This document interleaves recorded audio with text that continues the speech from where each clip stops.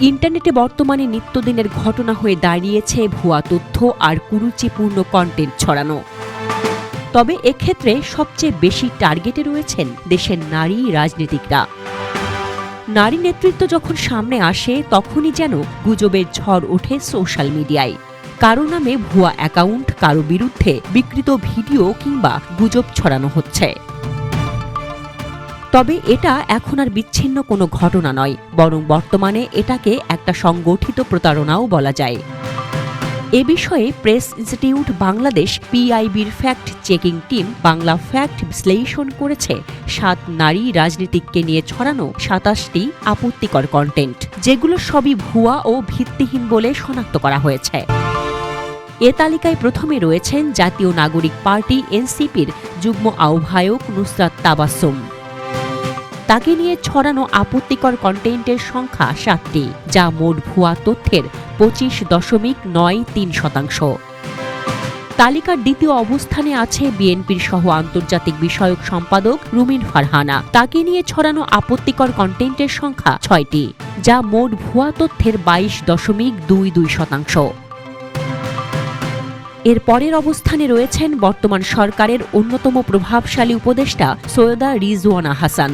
পরিবেশ, বন ও জলবায়ু মন্ত্রণালয়ের দায়িত্বে থাকা এই উপদেষ্টাকে নিয়েও ছড়ানো হয়েছে 5টি আপত্তিকর কন্টেন্ট, যা মোট ভুয়া তথ্য ছড়ানোর 18.52%।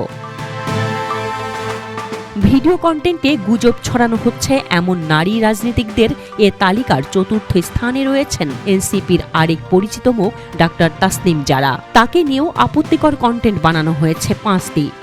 মোট ভুয়া তথ্যের 18.52% হচ্ছে জাতীয় নাগরিক পার্টির এ সিনিয়র যুগ্ম সদস্য সচিবকে নিয়ে বানানো ভিডিও কন্টেন্টগুলো। বৈষম্য বিরোধী ছাত্র আন্দোলনের আহ্বায়ক কমিটির মুখপাত্র উমামা ফাতেমাকে নিয়েও ছড়ানো হয়েছে আপত্তিকর কন্টেন্ট। মোট ভুয়া তথ্যের 7.41% হল তার বিরুদ্ধে বানানো 2টি ভিডিও কন্টেন্ট। জাতীয় নাগরিক পার্টির যুগ্ম আহ্বায়ক তাজনুভা জাবিনকে নিয়ে ছড়ানো আপত্তিকর কন্টেন্টের সংখ্যা 1টি, যা মোট ভুয়া তথ্যের 3.70%। এছাড়া এনসিপি আরেক যুগ্ম আহ্বায়ক অর্পিতা শ্যামা দেবকে নিয়ে একটি আপত্তিকর কন্টেন্ট ছড়ানো হয়েছে। এই ভিডিও কন্টেন্টও মোট ভুয়া তথ্যের 3.70%।